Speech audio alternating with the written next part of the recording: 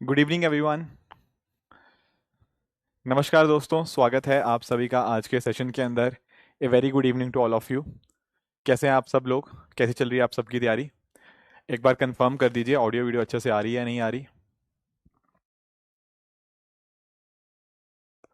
AC का देख।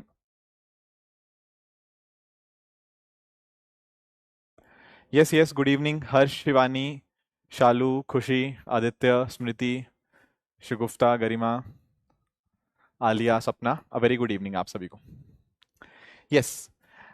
तो दोस्तों, लास्ट लेक्चर के अंदर हम लोग जो डिस्कशन कर रहे थे वो डिस्कशन था हमारा जीडीपी के रिगार्डिंग, कि आखिर ग्रॉस डोमेस्टिक प्रोडक्ट या जीडीपी आखिर होता क्या है, क्या आखिर उसका मीनिंग होता है, नॉमिनल जीडीपी क्या है, रियल जीडीपी क्या है। वो सारी चीज़ें हम यहाँ पे लास्ट लेक्चर में डिस्कस कर चुके हैं। अब मोटा मोटा ये चैप्टर हमारा कंप्लीट हो चुका है। बस दो तीन छोटे छोटे आपके कॉन्सेप्ट्स हैं, वो हम आज समझ लेंगे। फिर उसके बाद हमारा जो नया चैप्टर है मनी एंड बैंकिंग का, वो हम यहाँ पे स्टार्ट करेंगे। ठीक है दीपिका, अब हम स्टार्ट कर लेते हैं दीपिका आज के सेशन को। ठीक है, हाँ जी जी। देखो देखो, मीनिंग तो हमने सारे समझ ही लिए। जैसे फॉर एग्जांपल लास्ट लेक्चर के अंदर हमने सारी बातें समझ ली। हमने जीडीपी का मीनिंग समझ लिया है, हमने जीएनपी समझ लिया है, हमने एनडीपी समझ लिया है, हमने एनएनपी समझ लिया है। ठीक है, gross domestic product, gross national product, net national product, net domestic product, ये सारी बातें हमने यहाँ पे समझ ली हैं। उसके अलावा अगर हम दोस्तों बात करें, हमने factor cost, basic price, market price, ये सारे टर्म्स भी हमने यहाँ पे समझ लिए हैं। ठीक है, we have understood all of these terms. Yes yes yes, बिल्कुल बिल्कुल। ठीक है, अब दो तीन टर्म्स हमें सीखनी है। पहली टर्म ये है कि आखिर नेशनल इनकम किसको बोलते हैं। Right, what is the meaning of national income. Personal income क्या होती है, पर्सनल डिस्पोजेबल इनकम क्या होती है। ये तीन टर्म्स हैं जो हमें यहाँ पे अंडरस्टैंड करनी होगी। मोहित अभी रिकैप करके हटाऊं, ये तीन टर्म्स हमें समझनी है। नेशनल इनकम क्या है, पर्सनल इनकम क्या है, पर्सनल डिस्पोजेबल इनकम क्या है। थोड़ा सा ये जो कॉन्सेप्ट है थोड़ा सा रटने वाला कॉन्सेप्ट भी है, but I try and help you उसको अंडरस्टैंड करने में। ठीक है, बाकी चैप्टर तो मोस्टली कंप्लीट है, बस ये एक बचा हुआ है। देखो, पहला कॉन्सेप्ट है नेशनल इनकम का, कि सर आखिर हम लोग नेशनल इनकम किसको बोलते हैं।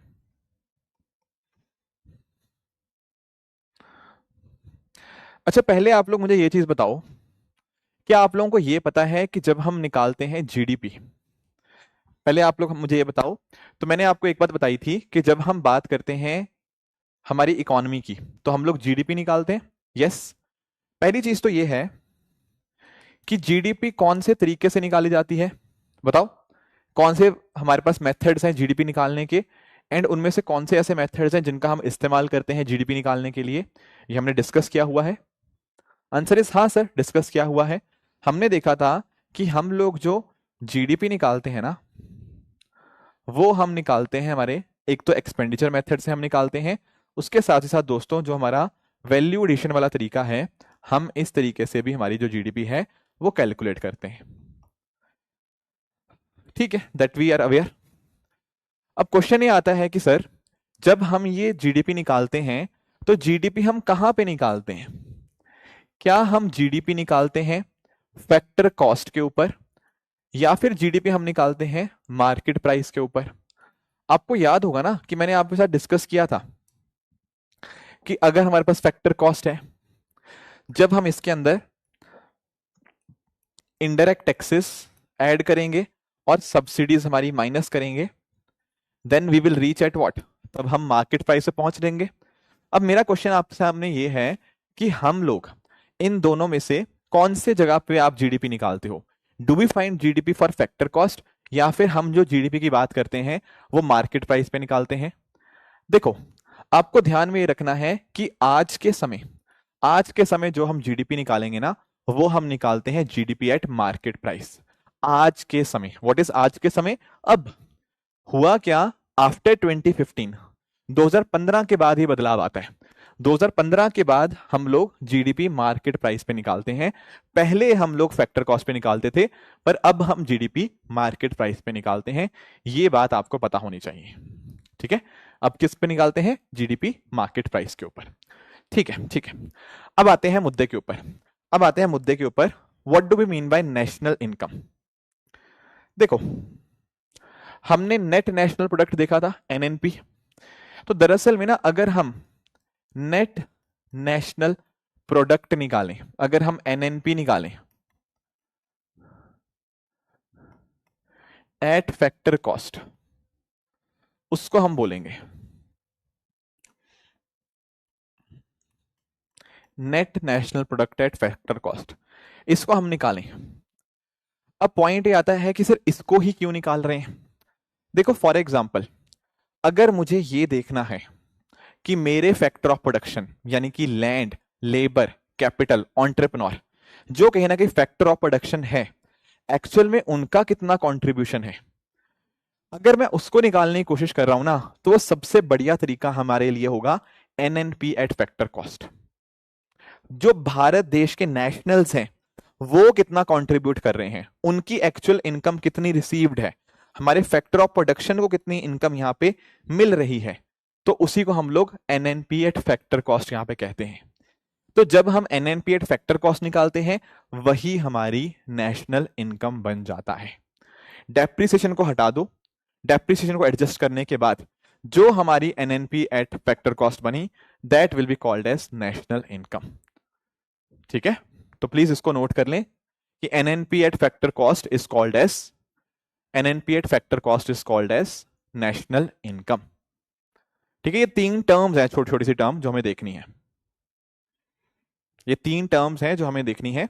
तो पहली टर्म है एनएनपी एट फैक्टर कॉस्ट, इसी को हम लोग यहां पे, सॉरी ये मैंने गलती से प्राइस लिख दिया, आई डोंट नो कैसे लिख दिया price, I am very sorry. इसको प्राइस नहीं है, प्रोडक्ट आएगा। हाँ, net national product at factor cost, इसी को हम लोग क्या बोलेंगे? Will call this as national income. Okay, price नहीं है, प्रोडक्ट आएगा, गलती से प्राइस लिखो गया।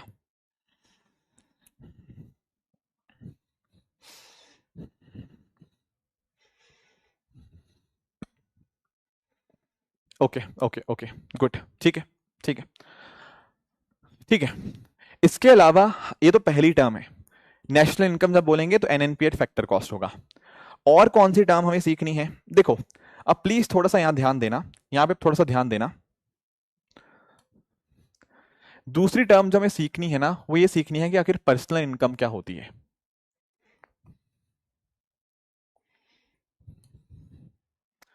The word here is personal income.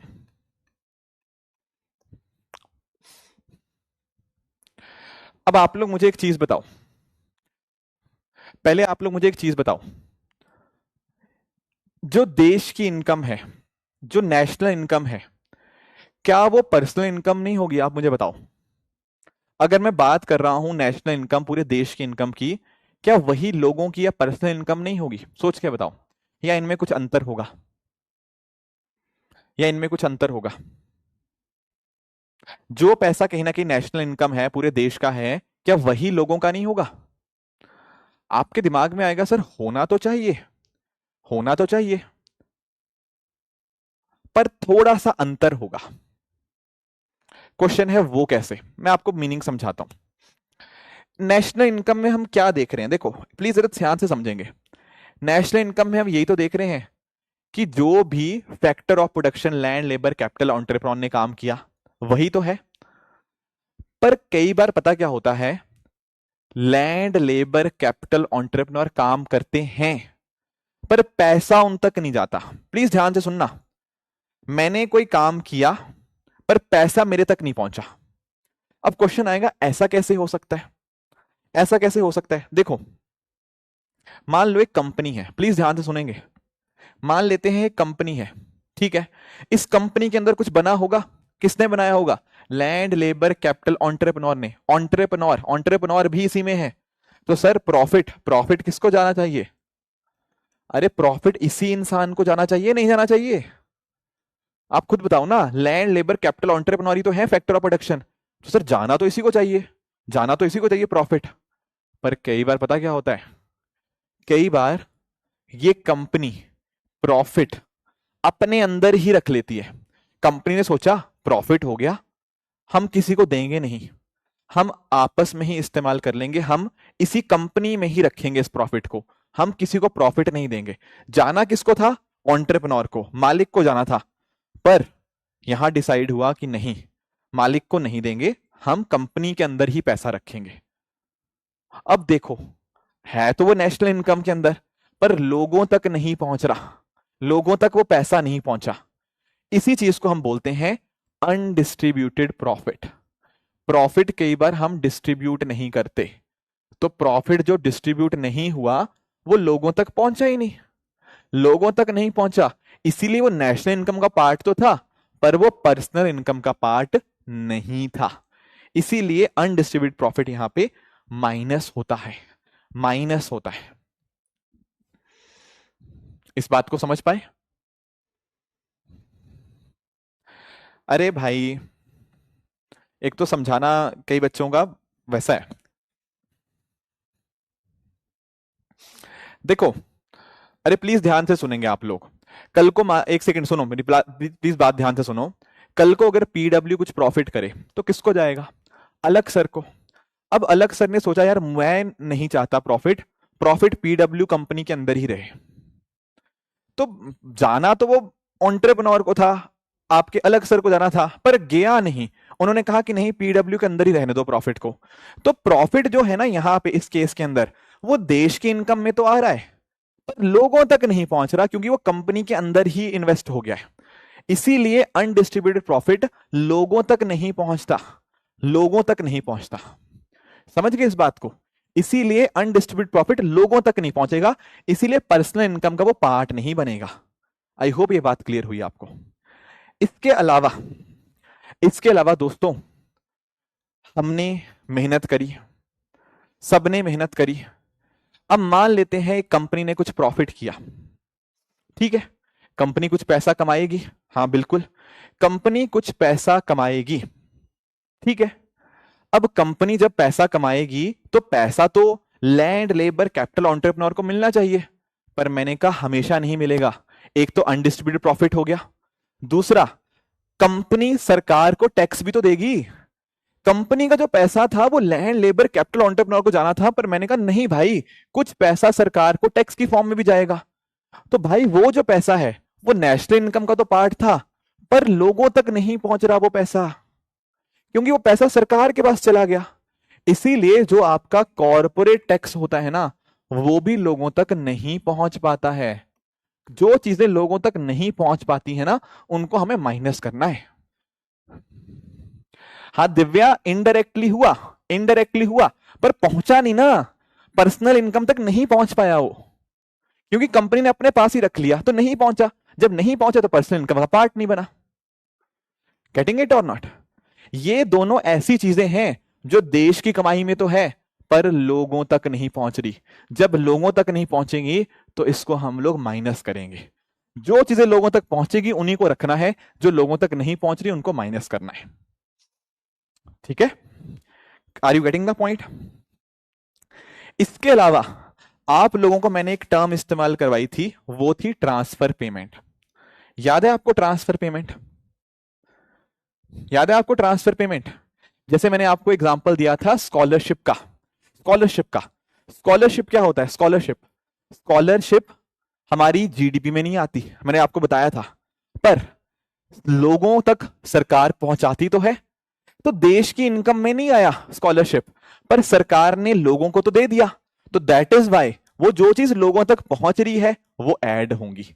इसीलिए ट्रांसफर पेमेंट जो लोगों तक पहुंच रही है, which is received by house hold, जो लोगों को पैसा ट्रांसफर पेमेंट की फॉर्म में मिल रहा है, वो हम ऐड करेंगे यहां पे, वो हम ऐड करेंगे। क्या ये बात क्लियर हुई आप लोगों को? आप सिंपली ये देखो कि लोगों के पास पैसा कौन सा पहुंच रहा है। अरे इसकी डेफिनेशन यही है, पर्सनल इनकम वो है जो लोगों तक पहुंचती है। This is the definition. Please आप लोग थोड़ा बातें कम करें, थोड़ा ध्यान इधर दो। मैंने कहा आपको वो पैसा लेना है जो लोगों तक पहुंचता है, जो लोगों तक नहीं पहुंचता वो माइनस करना है।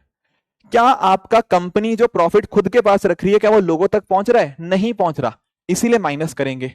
कंपनी ने कुछ प्रोडक्शन करी तो टैक्स देना पड़ा प्रॉफिट के ऊपर, क्या ये लोगों तक पहुंचा? नहीं पहुंचा, इसीलिए माइनस करेंगे। पर सरकार ने आपको कुछ सब्सिडी दी, कुछ आपको स्कॉलरशिप दी, एक साइडेड तो लोगों तक पहुंचा नहीं पहुंचा? बिल्कुल पहुंचा, इसीलिए उसको हम ट्रांसफर पेमेंट को प्लस करेंगे, इसको हम लोग प्लस करेंगे। एक आखिरी चीज और है, वो है कि अगर हाउस होल्ड ने किसी को लोन दे रखा है ना, उसको इंटरेस्ट पेमेंट मिले। जो चीजें मिल रही हैं उनको प्लस, जो नहीं मिल रही वो minus. Interest payment received by house hold, जो चीज मिल रहा है उसको प्लस।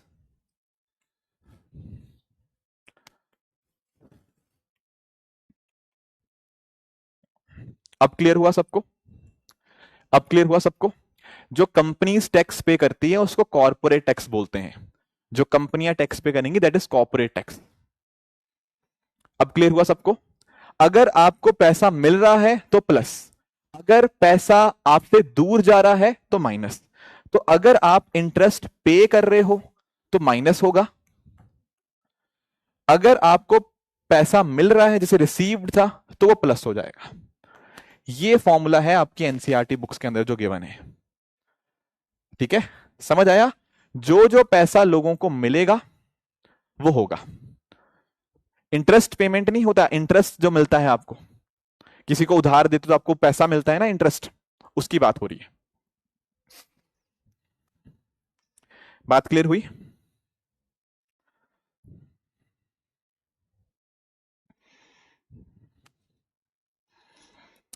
ठीक है। ओनली थिंग हर्षिता आपको एक बात याद रखनी है, आप तक जो पैसा पहुंचेगा वो पर्सनल इनकम का पार्ट होगा, जो आप तक पैसा नहीं पहुंचेगा वो पर्सनल इनकम का पार्ट नहीं होगा। आप तक क्या नहीं पहुंच रहा, आप मुझे ये बताओ। आप तक ऐसा पैसा नहीं पहुंच रहा जो कंपनी ने कमाया तो, पर लोगों में बांटा नहीं। जब लोगों में बांटा नहीं तो पर्सनल इनकम का पार्ट नहीं होगा। अगर कंपनी ने कुछ कमाई करी तो बनता तो था वो लैंड लेबर कैपिटल एंटरप्रेन्योर को जाए, पर सरकार ने टैक्स लगा दिया तो आप तक फिर नहीं पहुंचा। जो चीज आपके पास नहीं पहुंच रही वो माइनस करनी है हमें, that needs to be subtracted. जो पहुंच रही है वो प्लस करनी है। उसी तरह से आपको ट्रांसफर पेमेंट सरकार ने दी तो मुझे मिला इसलिए प्लस, इंटरेस्ट मिला तो प्लस, इंटरेस्ट पे किया तो माइनस। जो पे कर रहे हैं वो माइनस, जो मिल रहा है वो प्लस। अब क्लियर है सबको? अब क्लियर है सबको? Yes, good good good.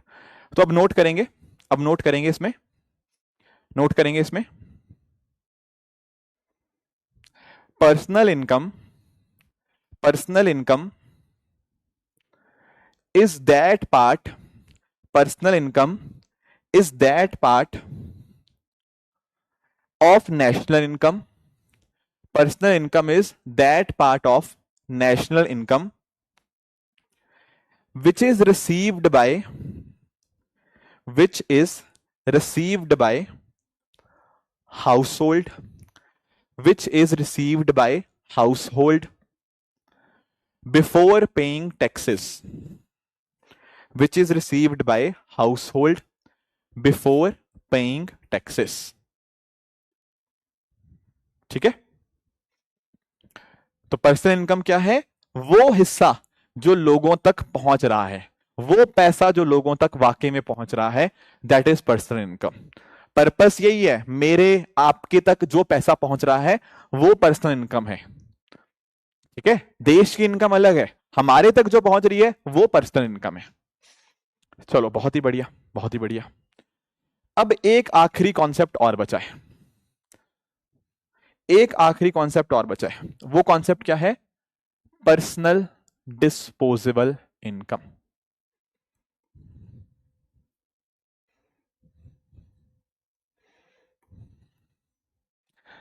अब देखो इसमें एक शब्द जुड़ गया, पर्सनल डिस्पोजेबल। पर्सनल इनकम तो हमें समझ गया, पर्सनल इनकम तो हम समझ गए, जो इनकम लोगों तक पहुंच रही है वो पर्सनल इनकम है। तो फिर ये डिस्पोजेबल वर्ड का मीनिंग क्या हो गया?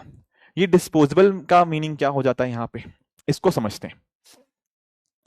अच्छा मुझे एक चीज बताओ पहले आप लोग, मैंने बोला कि मेरी सैलरी है 50,000। मैंने क्या बोला? मैंने बोला सर मेरी सैलरी है 50,000 रुपए। क्या ये 50,000 रुपए मैं अपनी मर्जी से खर्च कर सकता हूं कहीं भी? आप लोग बताओ। मैं महीने के 50,000 रुपए कमाता हूं, ठीक है। क्या मैं अपनी मर्जी से ये 50,000 रुपए कहीं पर भी खर्च कर सकता हूं? बताओ। आंसर इज नो सर, नहीं कर सकते अपनी मर्जी से। क्वेश्चन आएगा क्यों? ये 50,000 रुपए भी अपनी मर्जी से खर्च नहीं कर सकता? नहीं कर सकता। क्यों नहीं कर सकता? सर इसके ऊपर आपको टैक्स देना पड़ेगा। ओहो, चलो 50,000 के ऊपर टैक्स नहीं लगता मुझे पता है भारत में, पर एग्जाम्पल के लिए मान लो, ठीक है, एग्जाम्पल के लिए मान लो कि मान लो इसके ऊपर अगर टैक्स लगता होता, जो भी ये अमाउंट है, जो भी एक्स वाई जी अमाउंट है, ठीक है, जो भी एक्स वाई जी अमाउंट है, ये मैं अपनी मर्जी से खर्च नहीं कर सकता क्योंकि इसके ऊपर मुझे टैक्स देना पड़ेगा। ठीक है, अब मैंने बोल दिया कि ठीक है टैक्स कटने के बाद जो बचा क्या उस वो मैं अपनी मर्जी से खर्च कर सकता हूं? नहीं। देखो उसके बाद भी ना हो सकता है कुछ आपकी जैसे कुछ फीस होती है सरकार को देने वाली, कुछ आपके फॉर एग्जांपल लेट से मेरा चालान हो गया, ठीक है ना, ऐसा मुझे फाइन पे करना पड़ा, या फिर इस तरह की जो चीजें होती हैं फाइन फीस वगैरह जो सरकार को मुझे देनी ही देनी है। मुझे मान लीजिए कि कोई अपना डॉक्यूमेंट बनाना है तो मुझे सरकार को एक फीस देनी पड़ेगी, तो वो भी मुझे सरकार को देनी ही पड़ेगी। तो एक्चुअल में ये टैक्स वाला अमाउंट और थोड़ा सा नॉन टैक्स अमाउंट, ये मैं अपने मर्जी से नहीं है, ये मुझे खर्च करना ही पड़ेगा। जो फिर बाकी बचा पैसा हुआ ना, ये मैं अपनी मर्जी से खर्च करूंगा। This is my money. 50,000 रुपया मेरा पैसा नहीं था, उसमें तो थोड़ा पैसा सरकार को देना ही देना है, टैक्स और नॉन टैक्स वाला। जो बाकी बच गया उसके ऊपर मेरा कंट्रोल है। अब बाकी 40,000 से चाहे मैं कहीं घूमने जाऊं, ठीक है, चाहे मैं ऐसे हवा में उड़ाऊं, ठीक है, चाहे मैं उसको खाना खा लूं, चाहे मैं उसको कुछ ना करूं, वो मेरी मर्जी है। ये 50,000 मेरी मर्जी नहीं था, एंड में जो 40,000 बच गया वो मेरी मर्जी है। ये जो वर्ड है ना डिस्पोजेबल, डिस्पोजेबल का मतलब मर्जी होता है। ऐसा पैसा जो मैं अपनी मर्जी से खर्च कर सकता हूं, कहीं पर भी खर्च करूंगा, वो चीजें आती हैं डिस्पोजेबल के अंदर। अब क्वेश्चन ये आता है तो इसको कैसे निकालेंगे, पर्सनल डिस्पोजेबल इनकम को? सिंपल है दोस्तों, पर्सनल डिस्पोजेबल इनकम को निकालने के लिए आपकी जो पर्सनल इनकम है ना, उसमें से आप माइनस कर दीजिए। क्या माइनस कर दीजिए? आपका जो भी टैक्स पेमेंट होगा, पर्सनल टैक्स पेमेंट माइनस कर दीजिए, और साथ ही साथ आपका जो पर्सनल नॉन टैक्स पेमेंट है उसको माइनस कर दीजिए। ठीक है, personal tax payment and personal non tax payment, ये दोनों चीजें हटाने के बाद, पर्सनल इनकम में ये दो चीजें हटाने के बाद जो बचा वो बना पर्सनल डिस्पोजेबल इनकम। अब दोस्तों ये मैं अपनी मर्जी से खर्च करूंगा, अब ये मैं अपनी मर्जी से कहीं पर भी खर्च करूंगा। गेटिंग द पॉइंट और not?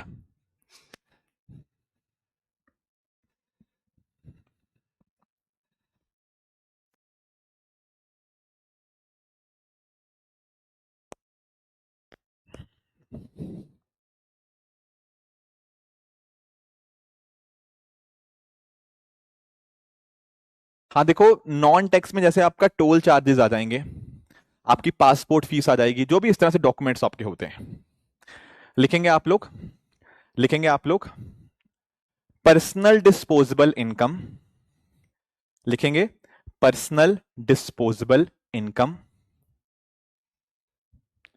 is that part which is received by households, which is received by households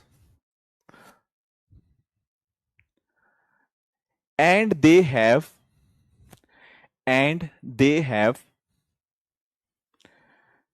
a complete decision making, and they have a complete decision making regarding its utilisation, complete decision making regarding its utilisation. Okay, decision making मतलब मेरी मर्जी, मैं decide करूंगा उसका इस्तेमाल, इस्तेमाल मतलब utilisation, कहां उसका इस्तेमाल करना है। जब भी वर्ड आए ना डिस्पोजेबल, तो आप ध्यान में रखिएगा कि मेरे हाथ में फैसला है मैं कहां उस पैसे का इस्तेमाल करूंगा। I have the decision making power, मुझे पता है मैं अपनी मर्जी से कहां खर्च करना चाहता हूं। ठीक है, तो जब आप टैक्स और नॉन टैक्स पेमेंट माइनस कर देंगे, उसके बाद जो पैसा बचेगा वो कंप्लीटली आपकी मर्जी है, that is your personal disposable income. तो ये तीन कॉन्सेप्ट्स हैं आपकी बुक में जो मेंशन्ड है, national income, personal income and personal disposable income. थोड़े से ठीक है कंफ्यूजिंग कॉन्सेप्ट्स हैं, आई होप आपको ये बात समझ आ गए होंगे। Is it fine? Is it fine till here? Good good good, हाँ हाँ बिल्कुल बिल्कुल, यस। ओमकार, टैक्स देना जरूरी है, ठीक है। आप इस देश के नागरिक हो तो ऑटोमेटिकली जब इस सरकार के जो हमारा होता है ना, आपको इसको पढ़ोगे आप लोग, अपना पॉलिटिकल साइंस के अंदर आपको पढ़ाया जाएगा कि जो भी नागरिक होता है या जो भी लोग होते हैं वो एक देश का कानून से बंधे होते हैं, आपका मर्जी नहीं, आपको पे करना ही करना है। क्लियर हो गए यहाँ पे? एक बार क्लियर लिख दो अगर सब चीजें क्लियर हैं, फिर हम अगले कॉन्सेप्ट पे चलेंगे। मयंक, नॉन टैक्स के अंदर जैसे मैंने आपको बताया कि आपकी कुछ टोल फीस हो सकती है, आपकी पासपोर्ट फीस हो सकती है, आपका चालान का फाइन हो सकता है, ठीक है ना, आपका ड्राइविंग लाइसेंस की फीस हो सकती है, गाड़ी को रजिस्टर करवाने की फीस हो सकती है, सरकार को आपको बिजली फीस हो सकती है, ये सारी बातें। ठीक है ठीक है ठीक है, ओके ओके ओके, ठीक है, चलो बहुत बढ़िया बहुत बढ़िया। अब हम आते हैं अपने अगले टॉपिक की तरफ। नेक्स्ट हमारे सामने जो टॉपिक है ना, वो है आपका मनी एंड बैंकिंग का topic.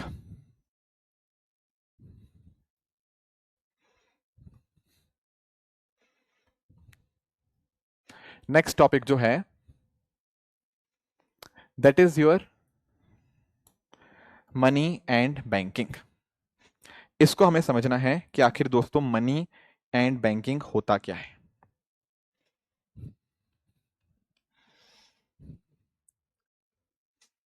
Late us try and understand, let us try and understand कि what do we mean by money and banking. हाँ, देखो, मनी एंड बैंकिंग समझने के लिए हमें कई पहले कॉन्सेप्ट समझने होंगे। जैसे फॉर एग्जांपल हमें पहला जो कॉन्सेप्ट समझना है वो है हमारा एसेट और लायबिलिटी का कॉन्सेप्ट, कि आखिर एसेट क्या होता है एंड दूसरी बात दोस्तों लायबिलिटी क्या होती है। ओके, देखो, जब हम बात करते हैं ना एसेट की, एसेट एक ऐसी चीज होती है जिसके ऊपर मेरी ओनरशिप होती है। ओनरशिप मतलब मालिकाना हक, जिस चीज का मालिक मैं हूं और जिससे मुझे कुछ आगे फ्यूचर में फायदा होने की संभावना है, वो मेरा एसेट कहलाता है।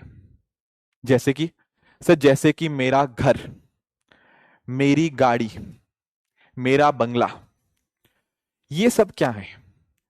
ये मेरे हैं, मेरी ओनरशिप है इन चीजों के ऊपर, मेरा मालिकाना हक है। एंड साथ ही साथ इनसे आगे एक संभावना है कि मैं हो सकता है कुछ इनसे पैसे कमाए जा सकते हैं, इनसे कुछ मैं कुछ ना कुछ यहां पे कमाई कर सकता हूं। ऐसी चीजें हमारे लिए एसेट होती हैं। Okay, on the other hand जब हम बात करते हैं हमारी लायबिलिटी की, लायबिलिटी क्या होती है? लायबिलिटी एक अंग्रेजी का ही शब्द है। लायबिलिटी का मीनिंग होता है आपकी जिम्मेदारी। आपकी लायबिलिटी है, आपकी जिम्मेदारी है कुछ करने की, वो आपकी लायबिलिटी कहलाएगी। फॉर एग्जाम्पल, मैंने लोन लिया हुआ है किसी से, मैंने किसी से लोन लिया हुआ है, तो दोस्तों मेरी जिम्मेदारी बनती है उस पैसे को वापस करूं, मेरी जिम्मेदारी बनती है कि मैं उस पैसे को सामने वाले को लौटाऊं। तो ये जो लोन है ना, जो कर्जा है, जो उधार है, ये मेरा दायित्व है, मेरी जिम्मेदारी है उस दायित्व को वापस करने की, उस पैसे को वापस करने की। तो ये लोन जो होता है वो लायबिलिटी कहलाता है, ठीक है, मेरे हिसाब से।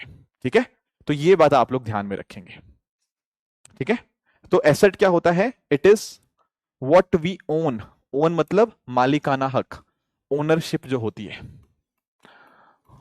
जिसके मालिक हम हैं, ओनरशिप से वर्ड आया ओन। और जब हम बात करते हैं लाइबिलिटी की, जो उधार होता है, व्हाट वी ओ, यहां स्पेलिंग देखो क्या है, स्पेलिंग है OWE, जो हमें वापस करना है, व्हाट वी ओ। ठीक है, उसको हम बोलते हैं लायबिलिटी। ठीक है, इसके अलावा इससे हमें रेवेन्यू जनरेट हो सकता है, मतलब पैसा कमाया जा सकता है आगे फ्यूचर के अंदर, और ये हमारे खर्चे माने जाते हैं, कंसिडर्ड एज एन एक्सपेंस।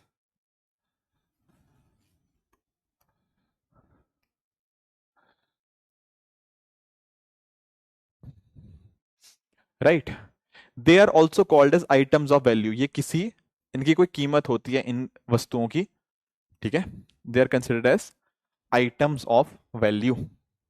ठीक है, ये क्या होते हैं? ये तो उधार होते हैं।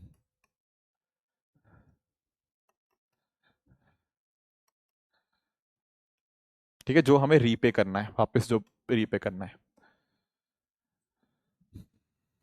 ठीक है, और एसेट में एग्जांपल में क्या आ सकता है? Land, building, car, etcetera.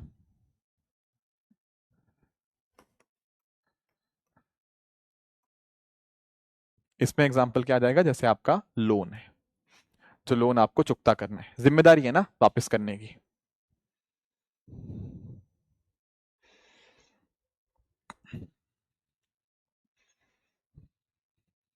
लिखो इसको, रेवेन्यू होता है कमाई का साधन।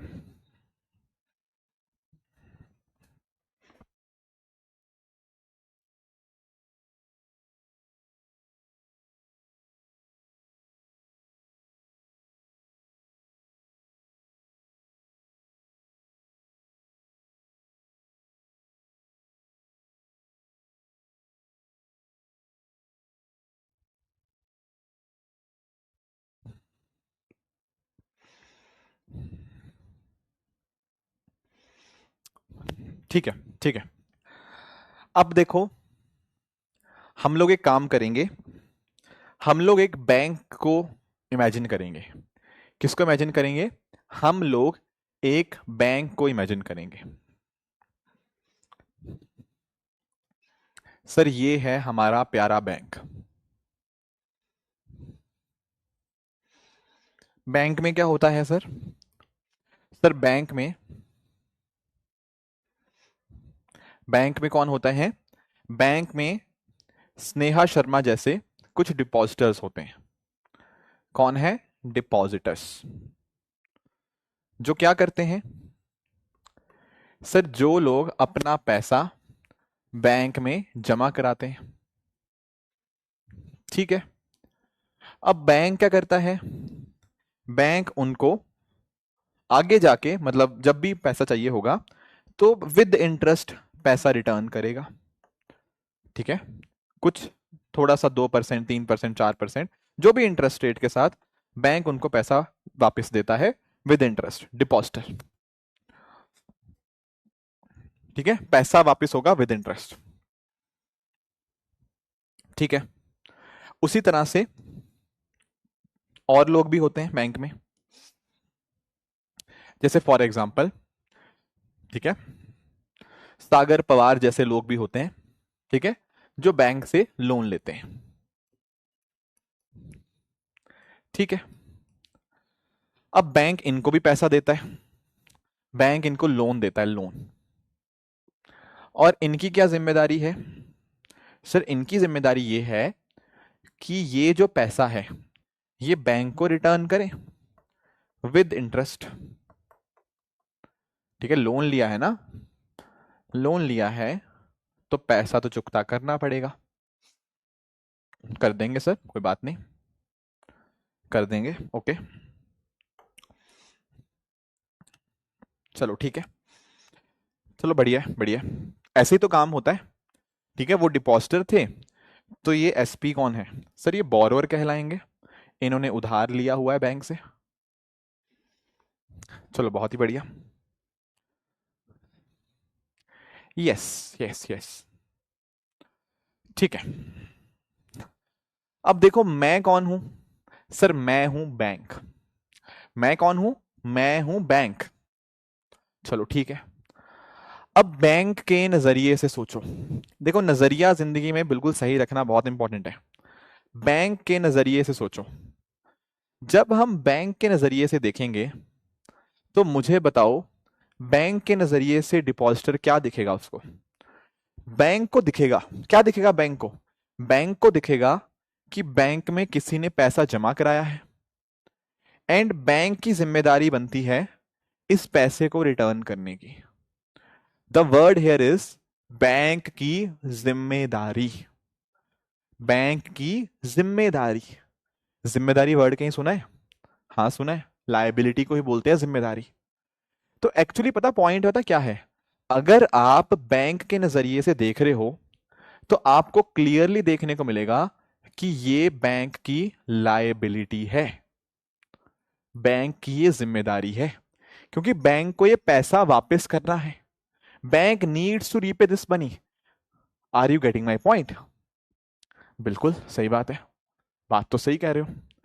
अब हम इधर देखते हैं, नजरिया बैंक का ही है, नजरिया बैंक का ही है, मैं बैंक ही हूं, नजरिया बैंक का है। अब बैंक के नजरिए से बैंक ने क्या देखा? बैंक ने इधर देखा। बैंक ने कहा कि भाई जब हम अपना पैसा एसपी को देंगे तो एसपी हमें वो पैसा वापस देगा विद इंटरेस्ट। ये अपना पैसा है, हमें कुछ कमा के देगा, कुछ रेवेन्यू जनरेट करके देगा। तो भाई बैंक के नजरिए से ये क्या है? बैंक के नजरिए से ये एक एसेट है, कमाई का एक साधन है। तो what I mean to say is कि from the perspective of a bank, bank के नजरिए से जो लोन होता है ना, लोन, बैंक के नजरिए से लोन एसेट होता है, और बैंक के नजरिए से डिपॉजिट जो होता है वो एक लायबिलिटी होती है। ये क्वेश्चन 2019 में आ चुका है, द सेम क्वेश्चन। उसमें पूछा था कि एसेट्स के अंदर क्या आएगा या क्या नहीं आएगा। तो भाई देख लो, डिपॉजिट पूछा हुआ था, तो डिपॉजिट लायबिलिटी है, वो एसेट्स में नहीं आती। ये 2019 का यूपीएससी पीवाईक्यू है। ठीक है, हाँ। एक बच्चा कह रहा था ना कि स्लो पढ़ा रहे हैं। अरे भाई अभी ये फाउंडेशन बिल्डिंग है, यहां से क्वेश्चंस आते हैं। फाउंडेशन अच्छी बन गई, आप देखोगे इमारत कितनी बढ़िया बनेगी। फाउंडेशन में ही आपने इधर उधर हड़बड़ी करी तो दिक्कत हो जाती है, इसीलिए इकोनॉमी से लोगों को दिक्कत आती है बाद में। अब क्वेश्चन ये आता है कि सर आपने कई बार एक वर्ड इस्तेमाल किया, नजरिया नजरिया नजरिया। ये नजरिए की क्यों बात कर रहे हो आप? ये आप नजरिए की क्यों बात कर रहे हो? क्योंकि जब आप नजरिया बदल लेते हो, दुनिया उथल पुथल हो जाती है, दुनिया आपको उल्टी लगने लग जाती है। क्वेश्चन आता है क्यों सर, ऐसा क्यों, दुनिया उल्टी कैसे लगने लग जाती है? मैं आपको बताता हूं। अभी तक मैं क्या था? अभी तक मैं बैंक था, तो मेरा नजरिया भी बैंक वाला था। पर अभी मैं अगर एक सेकंड के लिए मैं ये एसएस बन जाऊं, स्नेहा शर्मा बन जाऊं, तो स्नेहा शर्मा के नजरिए से अगर मैं देखूं तो स्नेहा शर्मा का नजरिया क्या होगा? सर स्नेहा शर्मा के नजरिए से होगा कि मैंने अपना पैसा बैंक में जमा कराया है। आई रिपीट, मैंने अपना पैसा बैंक में जमा कराया है, अब बैंक मुझे पैसा रिटर्न देगा विद इंटरेस्ट। तो सर स्नेहा ने जो ये काम किया ना, तो स्नेहा के लिए ये एक एसेट बन जाएगा। स्नेहा ने जो बैंक में पैसा जमा कराया, स्नेहा के नजरिए से वो एक एसेट होगा, क्योंकि ये स्नेहा का पैसा है एंड ये उसको कुछ कमा के दे रहा है। ठीक है सर, एक सेकंड के लिए हम फिर एसपी बन जाएं, एसपी का भी नजरिया देख लेते हैं, सागर पवार का। देखो सागर पवार क्या देख रहा है? सागर पवार ये कह रहा है कि भाई बैंक ने मुझे लोन दिया हुआ है। सागर पवार कह रहा है कि बैंक ने मुझे लोन दिया हुआ है एंड मेरी जिम्मेदारी बनती है। क्या बनती है मेरी? मेरी जिम्मेदारी बनती है कि मैं बैंक को पैसा चुकता करूं इंटरेस्ट के साथ। ओके सर, जिम्मेदारी वर्ड फिर से आया। हाँ जी, तो इसीलिए सागर पवार की ये लायबिलिटी मानी जाएगी। तो व्हाट डज दिस मीन, इसका मतलब है नजरिया इंपॉर्टेंट है। सेम चीज मेरे नजरिए से अलग है, सेम चीज सागर पवार के नजरिए से पूरी उल्टी हो जाती है। सेम चीज मेरे नजरिए से लायबिलिटी है, सेम चीज नेहा शर्मा के नजरिए से आपका एसेट बन जाती है। क्या ये बात समझ आई आप लोगों को? क्या ये बात आप लोगों को समझ आई या नहीं आई? यस और नो? जी, गुड, बहुत बढ़िया बहुत बढ़िया। चलो ठीक है ठीक है ठीक है, ग्रेट ग्रेट ग्रेट, ठीक है। ये बात तो सर समझ आई। अब हम लोग ना, अब इनकी बात नहीं करेंगे, ये इतने भी इंपॉर्टेंट लोग नहीं है कि हम लोग इनकी बात करें, ठीक है। तो इनका नाम हम यहां से हटा देंगे, हटा देंगे, चलो ठीक है, डन, नाम हटा दिया। अब हम लोग बैंक है, बाकी सब नजरिए साइड करो, हमारा नजरिया बैंक है। अब हम बैंक है, ये नजरिए नहीं हमें चाहिए, हमें बैंक का नजरिया देखना है। चलो ठीक है, अब हम बैंक बन चुके हैं। अब बैंक के नजरिए से हमें देखो, अब मुझे बताओ बैंक के नजरिए से लायबिलिटी पे ध्यान दो। याद करो बैंक के नजरिए से लायबिलिटी क्या है? सर बैंक के नजरिए से लायबिलिटी है जो पैसा बैंक को वापस करना है, जो पैसा बैंक को वापस करना है। हाँ बात तो सही है। इसमें क्या आएगा? देखो लायबिलिटी बैंक की दो तरह की होती है, एक होती है डिमांड लायबिलिटी और दूसरी होती है दोस्तों टाइम लायबिलिटी। एक वर्ड है डिमांड लायबिलिटी, दूसरा वर्ड है टाइम लायबिलिटी। अब नजरिया बैंक का है, नजरिया बैंक का है। नोटिस करो बैंक के नजरिए से लायबिलिटी क्या होता है? सर ऐसा पैसा जो बैंक में जमा है और बैंक को वापस करना होगा, दैट इज लायबिलिटी। पर मैंने आपको बोला कि उसके आगे भी मैंने दो शब्द जोड़ दिए हैं, एक शब्द जोड़ा है डिमांड, एक शब्द जोड़ा है टाइम। क्या ये दोनों शब्द हमने सुने हैं कहीं पे? हाँ सर डिमांड वर्ड मुझे पता है, सामने वाला डिमांड कर रहा है मेरे से, वर्ड सुना है मैंने। टाइम होता है वक्त, वक्त, टाइम इज वक्त। अब देखो अगर मैं ये शब्द इस्तेमाल कर रहा हूं डिमांड लायबिलिटी, तो एज अ बैंक में क्या सोचूंगा? एज अ बैंक में सोचूंगा कि मुझे पैसा वापस करना है। कब वापस करना है? जब सामने वाला डिमांड करेगा। आई रिपीट, बैंक को पैसा वापस करना है, कब करना है? जब सामने वाला डिमांड कर दे। और ये क्या होगा? बैंक को पैसा वापस करना है पर एक पर्टिकुलर टाइम के बाद, कुछ वक्त के बाद बैंक को पैसा वापस करना है। जब जरूरत पड़ेगी, जब डिमांड है तब पैसा वापस करना है, जब एक टाइम के बाद पैसा वापस करना हो, टाइम लायबिलिटी। क्वेश्चन आता है इसमें एग्जांपल दे सकते हैं सर? हाँ जी बिल्कुल देंगे। आप लोगों का बैंक में अकाउंट है, उसको आप लोग सेविंग्स अकाउंट बोलते होंगे। जैसे किसी का HDFC, ICI, SBI, PNB में अकाउंट होगा। तो इसमें क्या होता है, जब आप कहोगे आप पैसा निकलवा लोगे, ATM आपके पास होगा, आप जाओ, डिमांड है आपको, आप पैसा निकलवा लो। तो बैंक के लिए डिमांड लायबिलिटी है, बैंक के लिए डिमांड लायबिलिटी है। जैसे आप लोगों का सेविंग अकाउंट होता है, उसी तरह से ज्यादातर जो कॉर्पोरेट्स है ना, वो भी अपना अकाउंट खुलवाते हैं, उसको हम लोग करंट अकाउंट बोल देते हैं। इसमें भी क्या होगा, इसमें भी क्या होगा? जब डिमांड होगी, जब डिमांड होगी तब कंपनी को पैसा मिल जाएगा। ये है डिमांड लायबिलिटी, जब डिमांड करोगे तब बैंक पैसा वापस दे देगा। But when I talk about time liability ना, यहां पर क्या होगा? बैंक पैसा आपको वापस करेगा पर एक टाइम के बाद। आप लोगों ने FD सुना होगा कि सर हमने FD करवा रखी है। जब आप बोलते हो ना कि मैंने FD करवा रखी है, तो सामने वाला पूछता है कितने समय की FD करा रखी है, 5 साल की या 7 साल की? पूछता है या नहीं पूछता? तो इसका मीनिंग क्या है? इसका मीनिंग ये है दोस्तों कि ये एक आपने बैंक में पैसा जमा कराया है और बैंक आपको एक टाइम के बाद पैसा रिटर्न करेगा। FD में पता क्या होता है? FD में पता क्या करते हो? FD में आप इकट्ठे काफी सारा पैसा जमा करा देते हो। मान लो किसी के पास खूब पैसा है, मतलब बहुत ज्यादा पैसा है, मान लो उसके पास 1 लाख रुपया है, बहुत पैसा है उसके पास, उसने 1 लाख रुपया एक ही बार में डाल दिया, इकट्ठा ही सारा पैसा जमा करा दिया 8 साल के लिए, तो वो है फिक्स डिपॉजिट। 8 साल के लिए इकट्ठा ही 1 लाख रुपया जमा करा दिया, उसको बोलेंगे फिक्स डिपॉजिट। पर कई बार इतना पैसा होता नहीं है, कई बार किसी के पास होता है कि सर मैं तो महीने में सिर्फ 2,000 3,000 इतने ही बचा पाता हूं, इतना पैसा मैं कैसे लगाऊं, इतना पैसा तो है नहीं। तो मैंने कहा कोई बात नहीं, कोई बात नहीं, आप एक काम करो, आप आरडी कर लो, आप रेकरिंग डिपॉजिट कर लो। रेकरिंग डिपॉजिट में क्या होगा, अरे भाई हर महीने 2,000 2,000 या 3,000 जो भी आप करना चाहो, ठीक है अजय, मैं अपने हिसाब से बात कर रहा था तो वो ज्यादा ही है 1 लाख। हाँ, रेकरिंग डिपॉजिट में क्या होगा, हर महीने 2,000 3,000 5,000 रुपए जितना बच पाता है हर महीने उतना उतना करता रहूं। पर ये भी एक टाइम के लिए होगा कि मैं 5 साल तक या 10 साल तक हर महीने 2-2 हजार रुपए डालता रहूंगा, क्योंकि मैं फिक्स डिपॉजिट की तरह 1 लाख इतना पैसा नहीं ला सकता, मेरे पास है ही नहीं इतना, पर हर महीने 2-2 3-3 हजार में दे सकता हूं, तो वो होता है रेकरिंग डिपॉजिट। पर ध्यान रखना आरडी भी क्या है, ये भी आपका टाइम लायबिलिटी ही है। क्यों, क्योंकि आप एक पर्टिकुलर टाइम के लिए पैसा दे रहे हो और बैंक आपको पैसा रिटर्न करेगा after a specific point of time, ठीक है, इसको हम बोलेंगे टाइम लायबिलिटी, टाइम लायबिलिटी, ठीक है।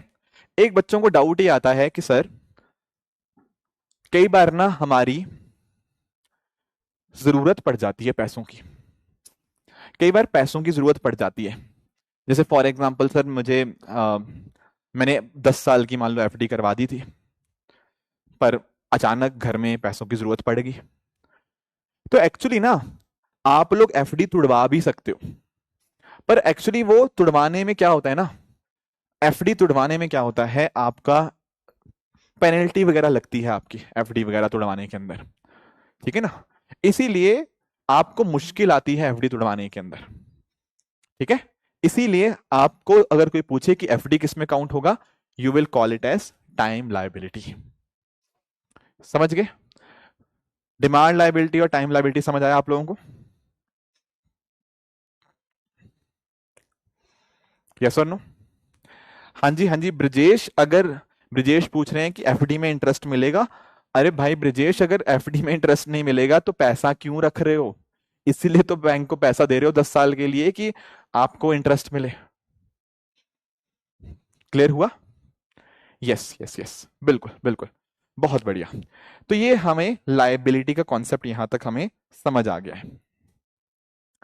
एक और इंपॉर्टेंट कॉन्सेप्ट है जो हमें यहां पे समझना होगा, वो कॉन्सेप्ट है दोस्तों लिक्विडिटी का कॉन्सेप्ट। आपको पता है लिक्विडिटी पे भी क्वेश्चन आ गया है ऑलरेडी यूपीएससी के अंदर, बहुत आसान क्वेश्चन, बहुत ही कंसेप्चुअल क्वेश्चन यहां पे आते हैं। लिक्विडिटी, लिक्विडिटी क्या होता है, देखो जब हम दोस्तों बात करते हैं ना लिक्विडिटी की, when we talk about the term liquidity, इसका मतलब यह है आप कितनी आसानी से किसी चीज को कैश में कन्वर्ट कर सकते हो। आई रिपीट, कितनी आसानी से आप किसी चीज को कैश में कन्वर्ट करवा सकते हो, that is known as liability.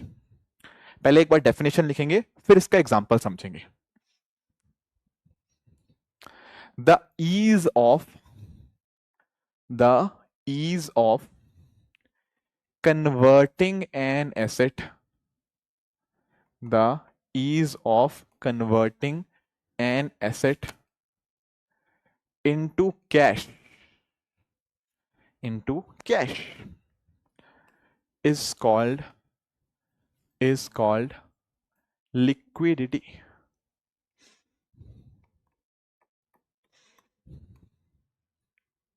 क्या है? The ease of converting an asset into cash is called liquidity. कितनी आसानी से आप किसी चीज को कैश में कन्वर्ट करा सकते हो। ओके ओके, अब मीनिंग क्या है इसका, मैं आपको समझाता हूं। देखो, एक बच्चे ने कहा कि सर मेरे बैंक अकाउंट में खूब पैसा पड़ा हुआ है, मेरे बैंक अकाउंट में खूब पैसा पड़ा हुआ है। मैंने कहा कौन से अकाउंट में? उसने कहा सर सेविंग अकाउंट में। खूब सारा मतलब उसने कहा सर 50,000 रुपये मेरे अकाउंट में पड़े हुए हैं। कौन से अकाउंट में? सेविंग अकाउंट में मेरे पैसे पड़े हुए हैं। मैंने कहा इसको कैश में कन्वर्ट कर सकते हो? वो बोला हाँ सर, मेरे पास ये एटीएम कार्ड है, मैं नीचे एटीएम में मशीन में जाऊंगा, वहां एटीएम डालूंगा और पिन डालूंगा 1234, वो कैश में कन्वर्ट हो जाएगा, मेरे हाथ में ऐसे नोट आ जाएंगे बहुत सारे। ठीक है, इस तरह से अगर मान लो कि ये नोट है, ऐसे बहुत सारे नोट आ जाएंगे मेरे पास, 50,000 कैश में कन्वर्ट हो गया, 50,000 कैश में कन्वर्ट हो गया। तो मैं बोलूंगा कि यार ये तो बहुत ही लिक्विड हुआ, क्योंकि बड़े आराम से आप इसको कैश में कन्वर्ट करा लोगे। चलो बहुत ही बढ़िया, बहुत ही बढ़िया। अब और एग्जांपल देखते हैं। किसी बच्चे ने कहा कि सर मेरे पास एक मारुति सुजुकी 800 है सर, वो भी 50,000 की है। ठीक है, उसने कहा कि सर मेरे पास मारुति गाड़ी है, वो भी 50,000 रुपए की है। मैंने कहा अच्छा, बहुत बढ़िया। अब मैंने उसको बोला कि एक काम करो, जैसे इस बंदे ने 5 मिनट के अंदर, इस बंदे ने 5 मिनट लिए, ये पहले वाला बंदा जो एटीएम से पैसे निकलवा लाया था, इस बंदे ने 5 मिनट के अंदर बिना कोई खर्चा किए हुए अपने एसेट को, जो उसका डिमांड डिपॉजिट था, जो इसका सेविंग अकाउंट था, उसका सेविंग अकाउंट था, उसको कैश में ऐसे कन्वर्ट करवा दिया। आप मुझे ये बताओ कि आप अपनी मारुति को इस तरह 50,000 रुपए में कब कन्वर्ट करोगे? कितना समय लगेगा इसको कैश कन्वर्ट करवाने में? कितनी आसानी से कर पाओगे? ये बोलेगा सर कि पहले तो मैं एड डालूंगा कहीं पे, फिर 2 4 5 10 दिन लोग देखने आएंगे इस गाड़ी को, फिर टेस्ट ड्राइव कोई लेगा, उसके बाद जाके कहीं ना कहीं मुझे 50,000 रुपए मिलेंगे। So what I mean to say is कि पहले केस में क्या हो रहा है, इसको कैश में कन्वर्ट करवाना बहुत आसान है, इसको कैश में कन्वर्ट करवाना कंपैरेटिवली थोड़ा मुश्किल है, थोड़ा समय लगेगा। अच्छा जी। फिर मैंने उसको पूछा कि यार एक बात और बताओ, हो सकता है आपके पास घर हो। हाँ, उसने बोला सर 10 लाख का घर है मेरा। मैंने कहा इसको कैश में कन्वर्ट करो। वो बोलेगा सर इसमें तो मुझे महीना लग जाएगा। तो what I mean to say is कि कुछ चीजें ऐसी होती हैं जिनको आप कैश में बड़ी जल्दी कन्वर्ट कर सकते हो, कुछ चीजें ऐसी होती हैं जिनको कैश में कन्वर्ट करवाने में थोड़ी मुश्किल आती है। जो चीजें आसानी से कन्वर्ट हो जाएंगी कैश के अंदर, उनको हम बोलेंगे दे आर हाईली लिक्विड, वो बहुत लिक्विड होंगी। जिन चीजों को कैश में कन्वर्ट कराने में दिक्कत आएगी, दे आर लेस लिक्विड, वो कम लिक्विड होंगी। ठीक है, तो आप क्या ध्यान रखेंगे? आप ध्यान रखेंगे कि सर जैसे हमारा कैश है, ठीक है, जैसे हमारा गोल्ड है, या फिर अगर हम बात करें हमारे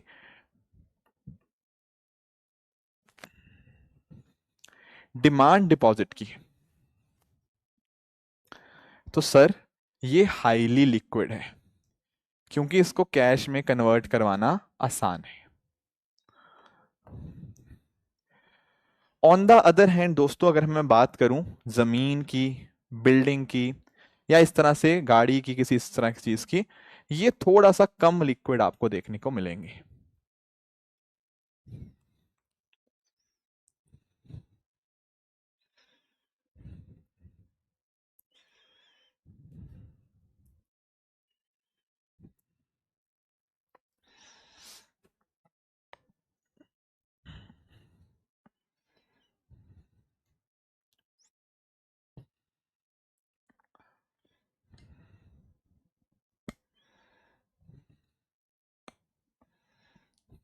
ओके, ठीक है। जानवी जो सोना होता है ना, सोने की कीमत सबको पता होती है, तो सोने को बड़े आराम से कोई भी कैश में कन्वर्ट करा सकता है, क्योंकि सोना इज अ स्टेबल करेंसी। ठीक है, सोने की कीमत सबको पता है कि सोने की कितनी कीमत है। आपके पास 10 ग्राम सोना है, आपको बहुत जल्दी कैश में वो कन्वर्ट हो जाएगा, बहुत आराम से। आप लोग मुझे एक चीज बताओ, मैंने यहां पे दो चीजें डिस्कस करी, एक थी डिमांड लायबिलिटी, एक थी टाइम लायबिलिटी। दोनों में से ज्यादा लिक्विड कौन है? अरे यही क्वेश्चन था, डिमांड लायबिलिटी टाइम लायबिलिटी, क्या कौन ज्यादा लिक्विड था इसमें, ये क्वेश्चन था। बताओ आप लोग। डिमांड लाइबिलिटी ज्यादा लिक्विड होता है या आपकी time liability? Which of this is more liquid?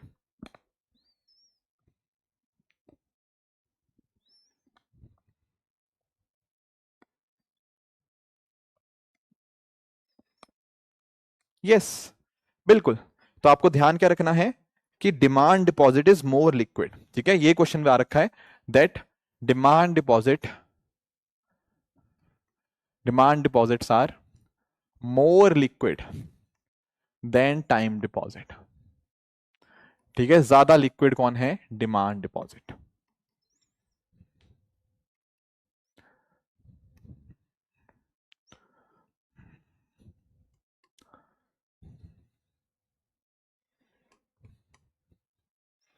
Clear हुआ? एक बच्चा पूछ रहा है कैश कैसे लिक्विड हुआ? कैश को कैश में कन्वर्ट कराया जा सकता है। हाँ, कैश तो कैश ही है, इससे ज्यादा और लिक्विड क्या होगा? कैश तो सबसे ज्यादा लिक्विड है। Good good good.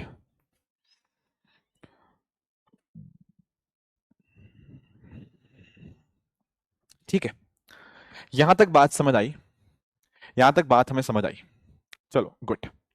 अब थोड़ा सा इससे आगे चलेंगे, थोड़ा सा इससे आगे चलेंगे। जब बेसिक्स हमें समझ आ चुके हैं तो अब हम चलेंगे, हम चलेंगे किसकी तरफ? हम चलेंगे दोस्तों अपने कॉन्सेप्ट की तरफ कि मनी कैसे इवॉल्व हुई। ठीक है, मनी कैसे बनी। ठीक है, आज की जो मनी है वो कैसे बनी, हमें वो देखना है कि मनी कैसे इवॉल्व हुई। Late us try and understand. आजकल जो आप ये इस तरह के आप कैश देखते हो ना, इस तरह के नोट देखते हो, ये हमेशा इस तरह के नहीं थे, ये हमेशा इस तरह के नहीं थे। ठीक है, तो पहले क्या थे सर? पहले क्या थे? देखो, पहले जो सबसे पहले आपका सिस्टम था वो सिस्टम हुआ करता था आपका बार्टर सिस्टम का।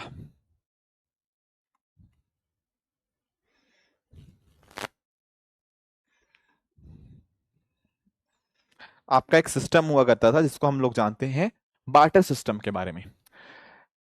दोस्तों, बार्टर सिस्टम एक ऐसा सिस्टम था जहां मनी होता ही नहीं था। बिना पैसों के, बिना मनी का इस्तेमाल करे जब आप गुड्स एंड सर्विसेज का ट्रेड करते थे उसको बोलते हैं barter system. So trading goods and services without uses of money, बिना पैसे का इस्तेमाल करे हुए जब आप ट्रेड करते हो, उसको हम लोग बार्टर सिस्टम के नाम से यहां पे जानते हैं। ठीक है, ठीक है, ठीक है। Okay okay okay okay. अब ये सिस्टम अपने आप में बड़ा ही खतरनाक सिस्टम है। ऐसा क्यों सर? ऐसा क्यों? देखो, यहां पे ना काम करना बड़ा मुश्किल है। क्यों? क्यों काम करना मुश्किल है? क्योंकि ये चीज तभी काम करेगी जब मैं जो चीज चाहता हूं वो आपके पास हो और आप जो चीज चाहते हो मेरे पास हो। दिस कैन ओनली वर्क तभी, अदरवाइज ये काम नहीं कर पाएगा। कहने का मतलब, जैसे मैं अभी पढ़ा रहा हूं आपको, ठीक है ना, आपको मैं पढ़ा रहा हूं, तो अभी आप क्या करते हो? अभी आपने मुझे थोड़ा बहुत 5 रुपए 10 रुपए इतनी पेमेंट करी है। ठीक है, ओके ओके ओके।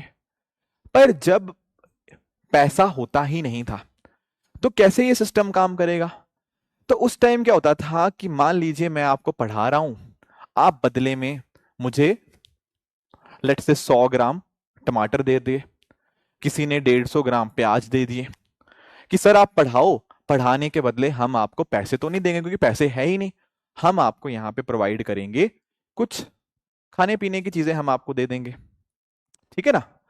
तो दरअसल में ना बार्टर सिस्टम के अंदर सबसे बड़ी समस्या क्या है कि यहां पे जो दो लोग ए और बी जो आपस में ट्रेड कर रहे हैं, ये ट्रेड तभी पॉसिबल है, ये ट्रेड तभी पॉसिबल है कि अगर इसके पास कोई वस्तु हो और इसको वही वस्तु चाहिए। ठीक है, जो मेरे पास है वो इसको चाहिए और जो इसके पास है वो मुझे चाहिए। ये तभी काम कर पाएगा। जो मेरे पास है वो आपको चाहिए, जो आपको चाहिए वो मेरे पास हो, ये तभी हो पाएगा।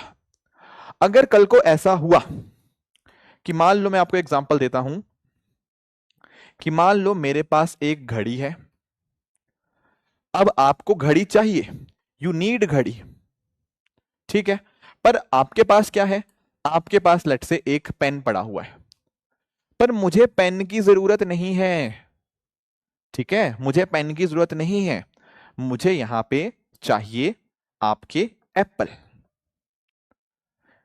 अब ये ट्रेड कभी हो ही नहीं पाएगा। Are you getting the point? आप मेरे से वॉच ले तो लोगे, पर मुझे पेन चाहिए ही नहीं, मैं पेन का क्या करूंगा, कुछ भी नहीं करूंगा, मुझे एप्पल चाहिए, पर एप्पल आपके पास है नहीं। तो this is a very big issue. जो चीज मुझे चाहिए वो आपके पास होनी चाहिए, और जो आपके चाहिए वो मेरे पास होनी चाहिए। इसी कॉन्सेप्ट को हम लोग बोलते हैं डबल कोइंसिडेंस ऑफ वांट्स, ठीक है, दोनों के पास वो वस्तु होने चाहिए जो सामने वालों को चाहिए।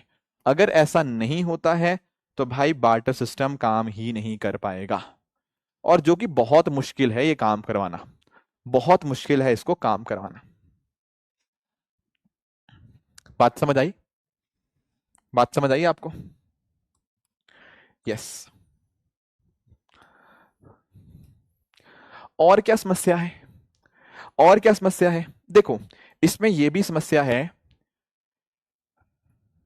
कि जैसे मान लो एक सेकंड के लिए कि मेरे पास एप्पल है, लेट्स से मेरे पास एप्पल है, अब मैं किसी को एप्पल बेचना चाहता हूं और मैं घड़ी खरीदना चाहता हूं, पर जब तक मैं एप्पल बेचने जाऊंगा, किसी को ढूंढने की कोशिश करूंगा जो मेरे से एप्पल खरीद ले, बदले में वॉच दे दे, इतनी देर में मेरे एप्पल खराब नहीं हो जाएंगे?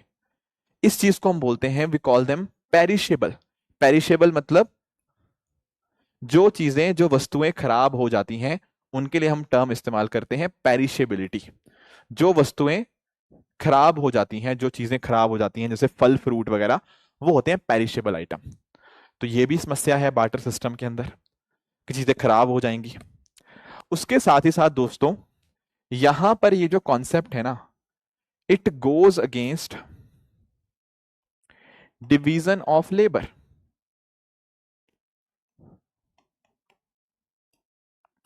कहने का मतलब क्या है? देखो, ये कॉन्सेप्ट बहुत इंपॉर्टेंट है, और आप लोगों ने, जिन लोगों के सोशियोलॉजी जिन्होंने पढ़ा है या एंथ्रोपोलॉजी पढ़ा है, उन्होंने इसके बारे में पढ़ा होगा, डिवीजन ऑफ लेबर के बारे में। देखो, होता पता क्या है, मैं आज आपको चैन से इसीलिए पढ़ा पा रहा हूं, उसके दो कारण हैं। एक तो फालतू लोग कमेंट नहीं कर रहे, इसलिए चैन से पढ़ा रहा हूं। दूसरी बात, मुझे पता है कि आप लोगों ने मुझे 5 रुपए 10 रुपए जो भी है पेमेंट करी हुई है, उसके बाद मैं आराम से उस पैसे का इस्तेमाल करके मैं मार्केट से खाना खा लूंगा। पर सोचो, जब ये पैसा होता ही नहीं था, जब ये पैसा होता ही नहीं था, तो बड़ी परेशानी आई होगी। क्यों? क्योंकि मान लो मैं आपको पढ़ा रहा हूं, मैं आप लोगों को पढ़ा रहा हूं, और आप क्या कर रहे होंगे? कोई बच्चा मुझे बदले में, पढ़ाने के बदले कोई पेन दे के जा रहा होगा, कोई घड़ी दे के जा रहा होगा, कोई शर्ट दे के जा रहा होगा, कोई जैकेट दे के जा रहा होगा। अब पॉइंट ये आएगा कि मैं आपको पढ़ा तो रहा हूं, ठीक है, और बदले में मुझे शर्ट ये सब मिल गया, पर इन दी एंड तो मुझे खाना खाना चाहिए। मुझे खाना कैसे मिलेगा? फिर मैं क्या करूंगा? मैं घड़ी अपने हाथ में होगी, मैं किसी बंदे को ढूंढ रहा हूंगा कि भाई मेरे से घड़ी ले ले, बदले मुझे खाना दे दे, या मेरे से शर्ट ले ले, बदले में मुझे खाना दे दे, राइट? तो एक्चुअली आप नोटिस कर पाओगे कि इन दी एंड तो मुझे खाना ही खाना है। तो मैं सोचूंगा कि यार मैं क्यों ये काम कर रहा हूं पढ़ाने का, सीधा एक काम करता हूं, मैं खेती ही कर लेता हूं। कोई साइंटिस्ट वगैरह है, कोई बंदा है, वो क्यों साइंस के पीछे इनोवेशन करेगा? जो भी वो इनोवेशन करेगा, इन दी एंड तो उसको वो बेच के बदले में कुछ खाना ही लेना पड़ेगा। तो एक्चुअल में ना, यहां पे क्या होता है ना, बार्टर सिस्टम के अंदर हर कोई इंसान खेती करने लग जाता है। क्योंकि अगर मान लो मैंने कुछ भी काम किया, मान लो मैंने चैट जीपीटी बना दिया, क्या करूं चैट जीपीटी का? चैट जीपीटी मुझे किसी को बेचनी पड़ेगी ताकि बदले में मुझे वो खाना दे पाए, क्योंकि पैसा तो है ही नहीं उस टाइम के ऊपर। तो दैट इज वाई अगर हम बात करेंगे ना, बार्टर सिस्टम के अंदर बहुत सारे इश्यूज हैं, और ये सारे जब इश्यूज हमें फेस करने को मिलते हैं, इसीलिए हम डिसाइड करते हैं कि बार्टर सिस्टम को छोड़ो, कुछ और काम करते हैं, कुछ नया सिस्टम लेके आते हैं। बार्टर सिस्टम की समस्याओं के लिए हमें ये सारी समस्याएं देखने को मिली। एक आखिरी समस्या बार्टर सिस्टम में और भी थी, वो आप समझना, वो है कि it is difficult to determine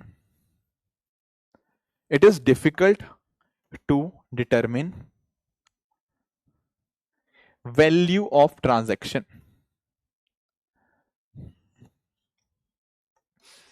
what does it mean?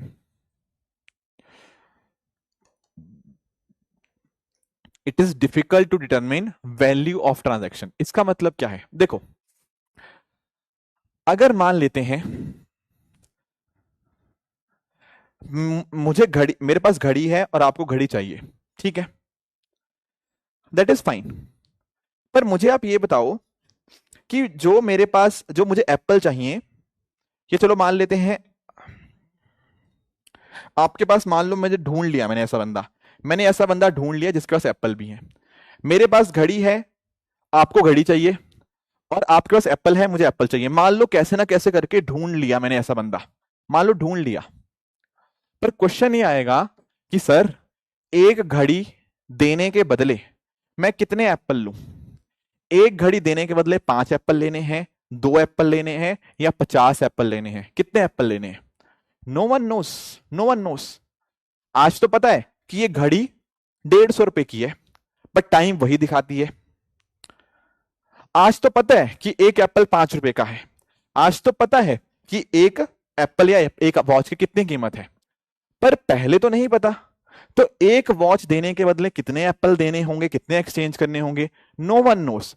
इसीलिए यहां पे क्या होता है, ट्रांजैक्शन की वैल्यू डिटरमिन करना लगभग ना के बराबर। It is very difficult to determine the value. ये सारी जो समस्याएं थी, ये सारी समस्याएं चलती रही। फिर हमने बोला भाई ऐसे बात नहीं चलेगी, ऐसे बात नहीं चलेगी। तो क्या करेंगे? इस सिस्टम को बदलेंगे, इनोवेशन लाएंगे, कुछ नया करेंगे। कैसे करेंगे नया? हम यहां पे बार्टर सिस्टम के बाद जो नया सिस्टम लाएंगे वो है आपका कमोडिटी मनी का concept.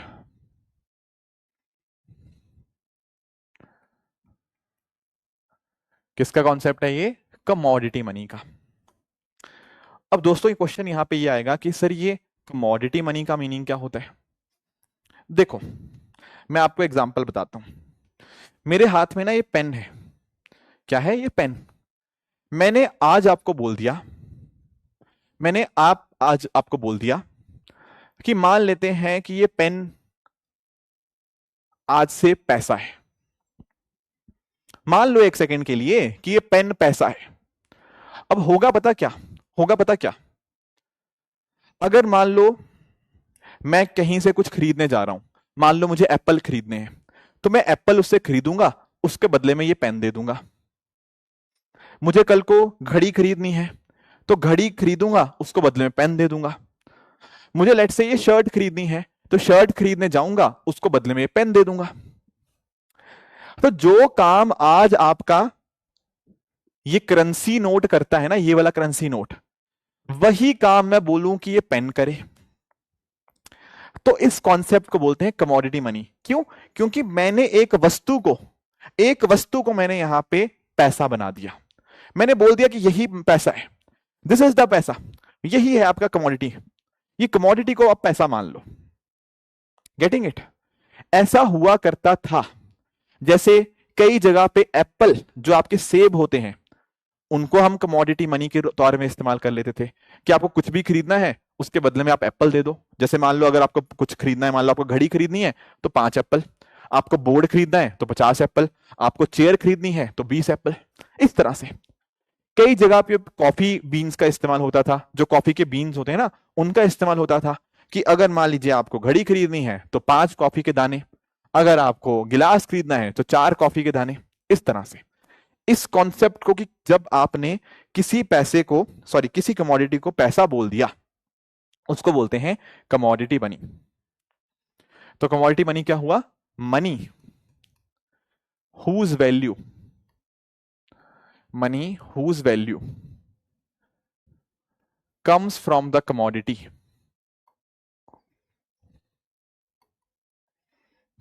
comes from the commodity from which it is made.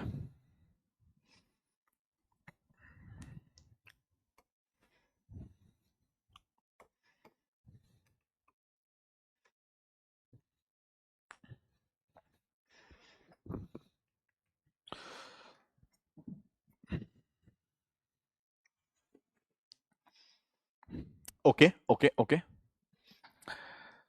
अब क्वेश्चन ये आएगा कि सर ये तो बढ़िया सिस्टम लग रहा है। देखो मेरी बात सुनो, ये बार्टर सिस्टम से बढ़िया है। याद करो बार्टर में मैंने क्या कहा था? बार्टर सिस्टम पता क्या था? जो मेरे पास है वो आपको चाहिए, जो आपके पास है मुझे चाहिए। बार्टर तो तभी चलता था। पर इसमें क्या होगा? इसमें हम पेन का इस्तेमाल करते रहेंगे। तो बार्टर से तो बढ़िया है, क्योंकि मुझे कुछ भी खरीदना है मैं पेन देके खरीद लूंगा, मुझे कुछ भी बेचना है उसके बदले मुझे पेन मिल जाएंगे। तो that is fine, that is fine. पर कुछ समस्या इसमें भी थी। क्वेश्चन आता है क्या समस्या है इसमें? देखो, अगर मान लो मैंने बोल दिया कि लेट्स से एप्पल आज से मनी की तरह इस्तेमाल होंगे। आपको कुछ भी खरीदना है आप एप्पल दे दें, आपको कुछ भी बेचना है आपको बदले में एप्पल मिल जाएंगे। तो सब जगह एप्पल का इस्तेमाल हो रहा है। अब इसमें दो समस्याएं आ सकती हैं। क्या समस्या आ सकती है? पहली समस्याएं आ सकती हैं कि आप एप्पल घर पे बनाने लग जाएं। राइट? हो सकता है मैं सोचूं कि यार क्यों ना एक काम करें, एप्पल ही उगाने लग जाएं। ठीक है, आपने सुना होगा ना, क्या पैसे पेड़ों पे उगते हैं?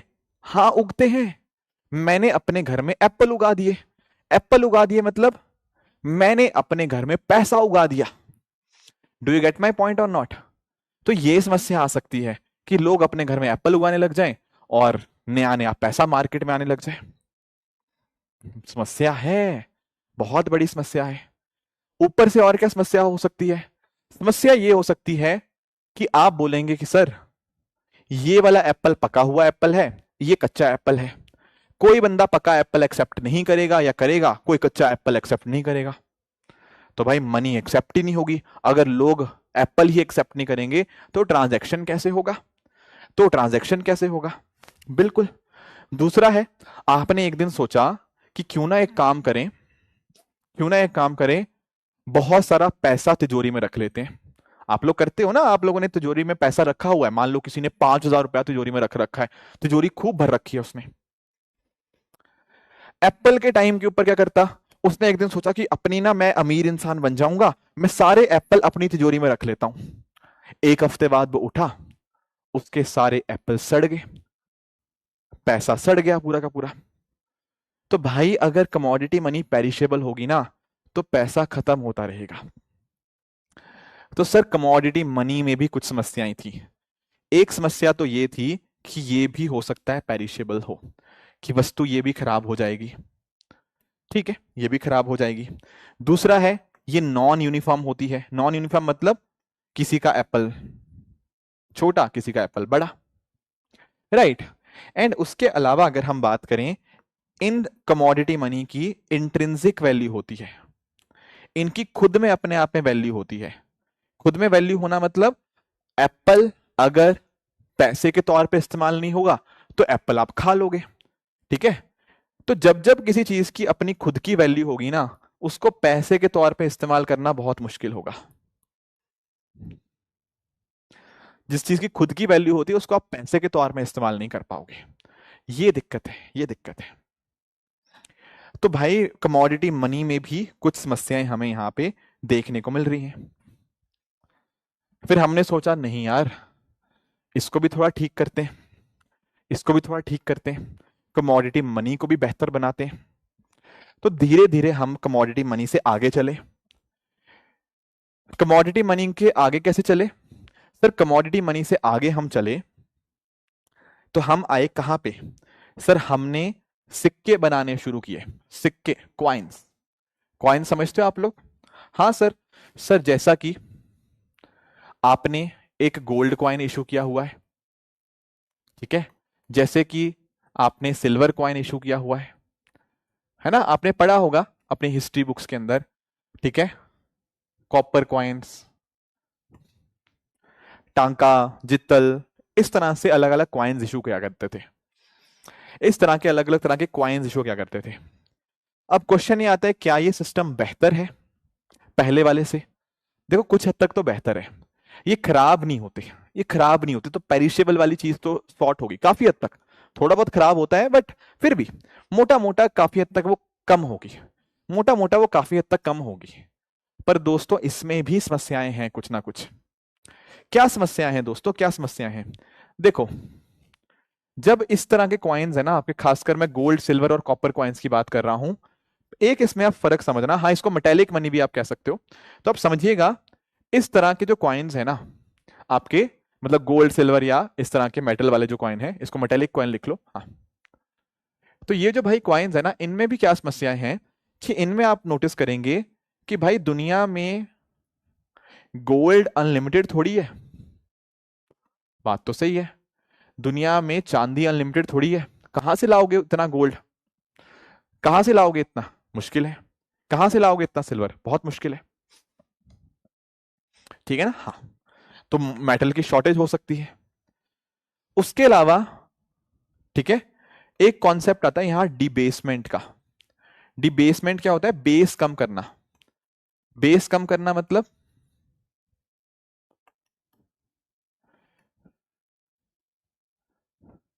जैसे फॉर एग्जाम्पल पहले 5 ग्राम का सोने का सिक्का है, अब किसी ने सोच लिया चलो 4 ग्राम का सोने का सिक्का निकाल दें, किसी ने कहा नहीं 3 ग्राम का सोने का सिक्का निकाल दें।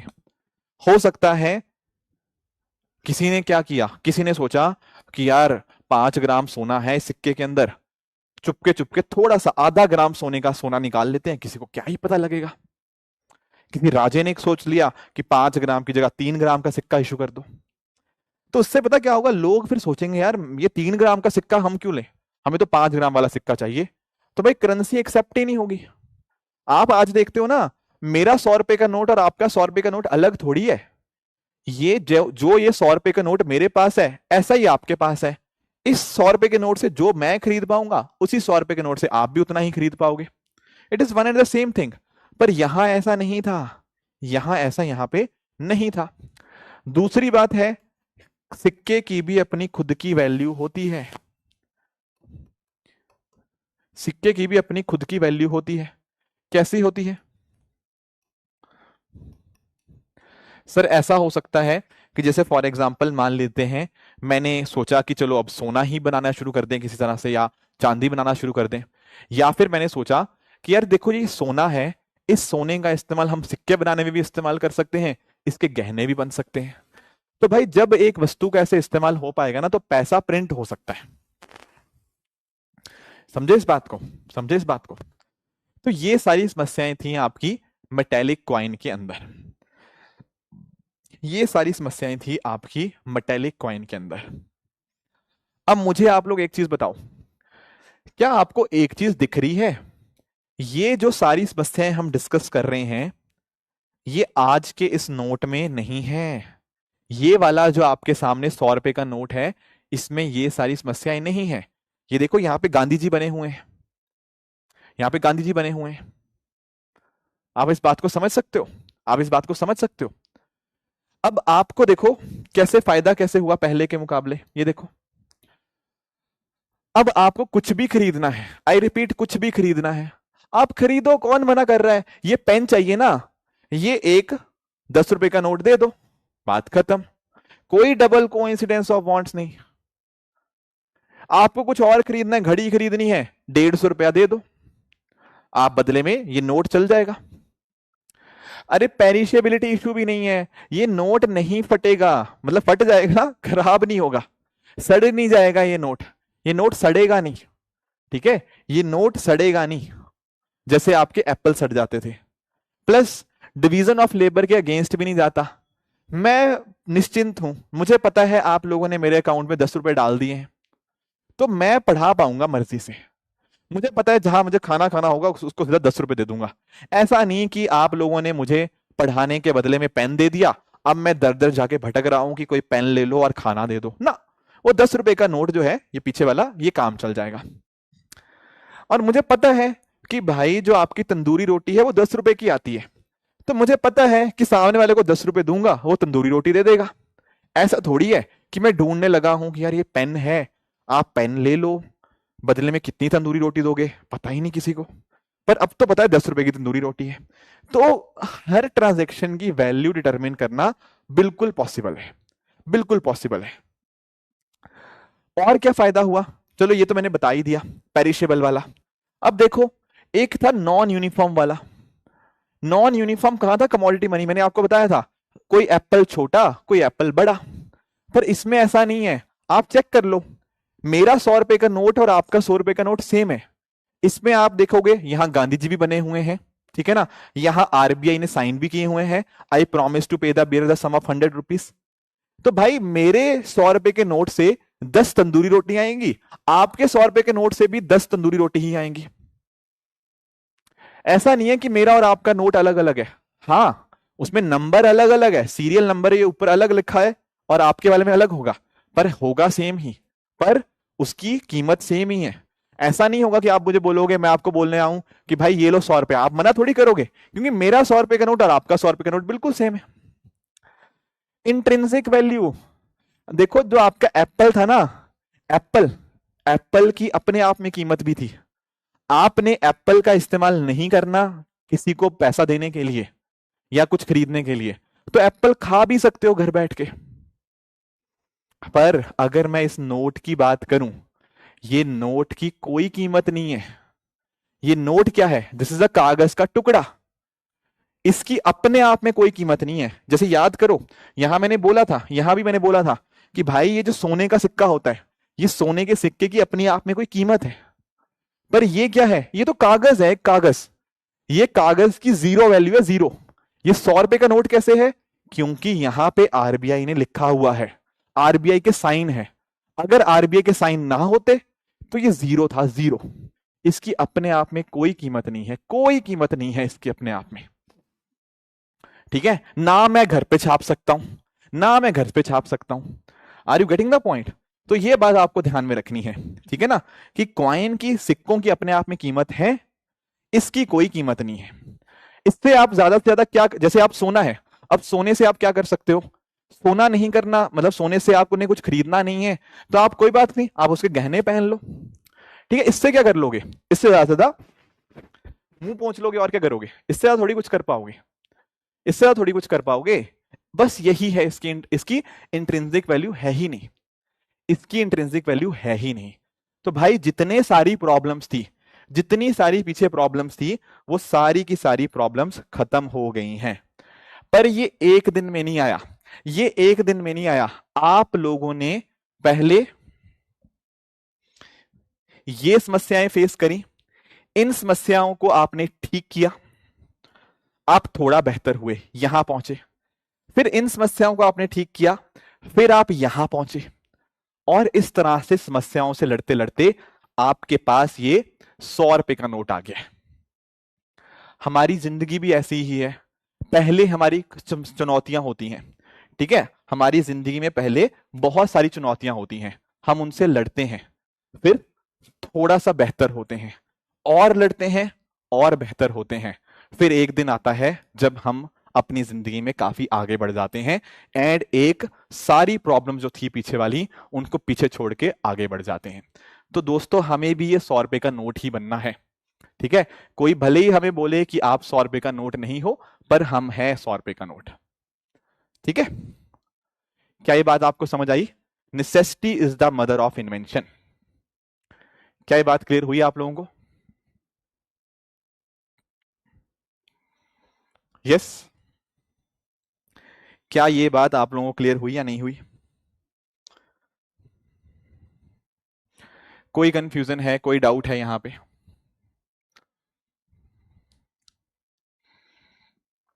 डिवीजन ऑफ लेबर होता है, मैं अपना काम करूं आप अपना काम करो, ये होता है डिवीजन ऑफ लेबर। जो जिसको जो काम आता है वो काम करे, that is division of labour,